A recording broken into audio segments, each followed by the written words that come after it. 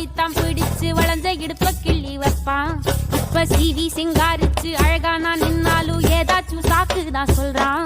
கெட்ட கோவத்தை வச்சுக்கிட்டு கண்டபாடி கத்தி நீ ஒழுதி நிக்காருதல தந்த நம்ம சேர்ந்து வச்ச பேர சின்ன சின்ன வம்ப சொல்லி குப்ப போல நீயும் தூக்கி போட்ட.